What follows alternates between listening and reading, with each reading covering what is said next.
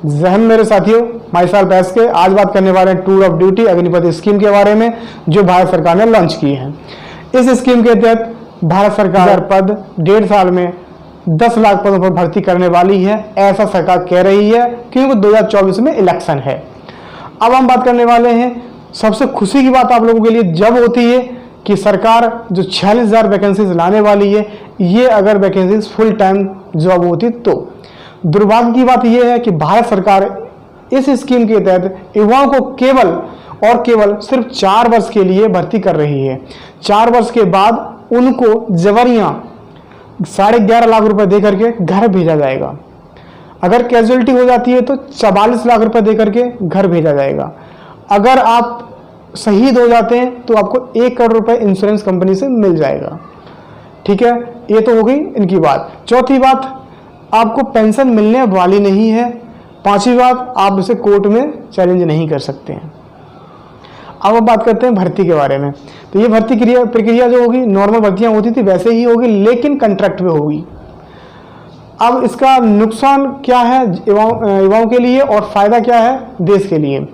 ठीक है, देश के लिए इसमें फायदा सरकार ये कह रही है कि इससे पेंशन का बोझ कम हो जाएगा। जो जवानों को रिटायरमेंट के बाद पेंशन देनी पड़ती है वो बोझ कम हो जाएगा। तो मैं मोदी जी से ये कहना चाहता हूँ कि अगर आपका एमपी 1 बार एमपी बनता है, 2 बार एमपी बनता है, 3 बार बनता है तो आप 3 पेंशन देते हैं या 3 भत्ते देते हैं, 3 बार महंगाई भत्ता देते हैं। ठीक है, अगर आपके चाहे वो सांसद का सदस्य हो चाहे विधानमंडल का सदस्य हो, कहीं का भी कोई भी सदस्य हो, आप उसे जितनी बार वो पद पे आएगा उतनी बार पेंशन मिलती है। नॉर्मल आदमी 250 रुपये में पैक पड़ता है, रिलायंस जियो एयरटेल किसी भी कंपनी का ले लीजिएगा आप, 250 रुपये में इंटरनेट यानी लेकर के कॉलिंग तक सब कुछ फ्री होता है। फिर आप एमएलए एमपी को 10,000 रुपये टेलीफोन बिल के नाम पर क्यों देते हैं? उनको आवाज सुविधा उपलब्ध इतने हैवी क्यों कराते हैं? आप वहां से खर्चा क्यों नहीं कम कर रहे हैं?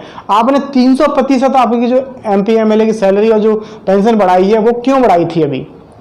अगर आपके पास पैसा नहीं है तो आप जवानों के साथ में ऐसा फैसला क्यों ले रहे हैं जो देश के लिए नुकसान में जा रहा है? आप कह रहे हैं कि देश का पैसा बचेगा, कैसे बच जाएगा? जरा भारतीय सेना, इंडियन नेवी, इंडियन आर्मी के जो रिटायर्ड कर्मचारी हैं, जनरल रैंक के जो कर्मचारी हैं, उनका भी मानना है कि ये स्कीम ना तो देश हित में है ना ही जवानों के हित में है। फिर आप जबरियां इसे क्यों थोप रहे हैं?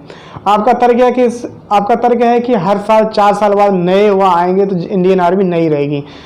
आप इंडियन आर्मी के जो ट्रेनर हैं उनसे पूछिएगा, एक जवान को तैयार करने में लाखों रुपए का खर्चा आता है और सालों लग जाती हैं उसे ट्रेंड करने में। उसके बाद उसे बैटल ग्राउंड का जो एक्सपीरियंस मिलता है उसमें भी उसे सालों लग जाती हैं वो एक्सपीरियंस प्राप्त करने में। उसके बाद वो दुश्मन सेना से लड़ने के लिए एक तैयार होता है और एक सैनिक जो आपका रेडी हो जाता है, परिपक्व हो जाता है, जो दुश्मन सेना से लड़ सकता है, वो एक एक्सपीरियंस के बाद ही होता है। ये तो थे तर्क आपके कर्मचारियों के, आपके जो सेना के अधिकारी हैं उनके। अब मेरा तर्क है आम जनता की तरफ से, आम जवानों की तरफ से।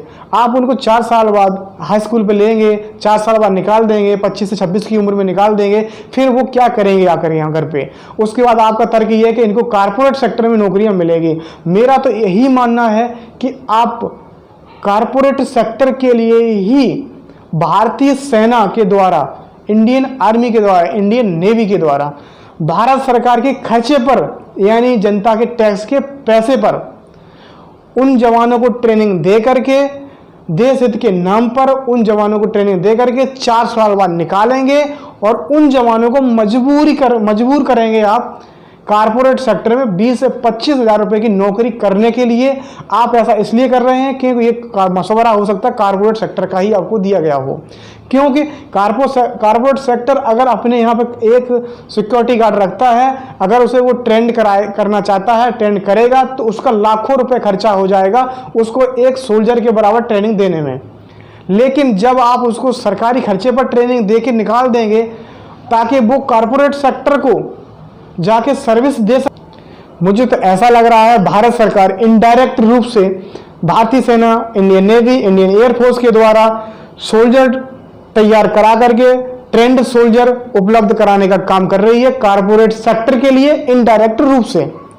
डायरेक्ट रूप से करती तो अपोज होता है इसका, इनडायरेक्ट रूप से ऐसा इसलिए कर रही है ताकि कोई अपोज भी नहीं कर पाएगा, और ये देश हित की बात है। अगर कोई विरोध करता है तो उसे देश विरोधी कह करके उस पर FIR दर्ज करा करके उसे जेल में डाल दिया जाएगा या तो कोई कार्रवाई कर दी जाएगी।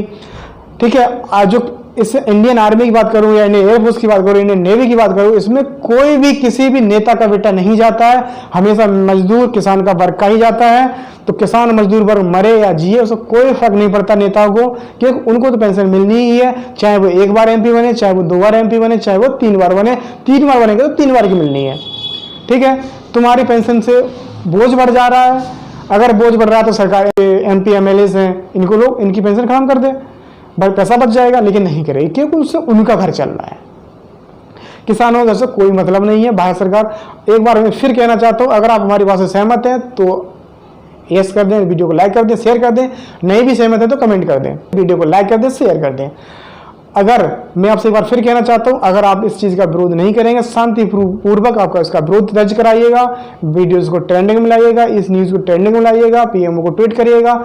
और इन हमारे देश के युवाओं ने ही भारत सरकार यानी प्रेजेंट में जो सरकार है नरेंद्र मोदी जी की, उसको 2014 में ट्रेंड करा करके लेकर आई थी। मीडिया, जो आपको मीडिया है, फेसबुक है, ट्विटर है, इनके माध्यम से ही प्रचार किया था युवाओं ने, और युवा ही इसको लेकर आए थे। अब युवा ही इसको वापस ले जाने का भी काम कर सकते हैं अगर आपकी बात नहीं मानी जाती है तो। और ये 10 लाख वैकेंसी का जो झुंझुना दिया गया है, ये सिर्फ और सिर्फ एक चुनावी स्टंट है, क्यों 2024 में चुनाव होने वाला है और यहाँ पे ये कहा गया 1.5 साल में देंगे, और 1.5 साल ही बचे हैं चुनाव के लिए। इस चीज को याद रखना। मैं एक बात कहना चाहता हूं, आप पूरा इतिहास उठाकर देख लीजिएगा, जब तक आपके प्रधानमंत्री पढ़े लिखे हुए संबंधित ही काम करिए, विकास से संबंधित काम किए। आप अपने गूगल कर लीजिएगा, जवाहरलाल नेहरू से लेकर के अब तक के जितने भी प्रधानमंत्री हुए हैं, जो भी पढ़े लिखे हुए हैं, उन्होंने जो भी काम किए हैं देश हित में किए हैं। जो अनपढ़ हुए हैं उन्होंने अनपढ़ों वाले ही काम किए हैं, और आपने ही अनपढ़ व्यक्तियों को चुना है। आप इसके लिए रिस्पॉन्सिबल हैं। भारत के जो युवा हैं, जनता है, ये इसके लिए रिस्पॉन्सिबल है। तो अगर आप हमारी बात से सहमत हैं तो लाइक या कमेंट कर दें, नहीं सहमत हैं तो भी कमेंट कर दें। मिलता हूँ एक नई वीडियो में फिर किसी ऐसी सूचना के साथ। तब तक के लिए जय हिंद, जय भारत, जय जवान।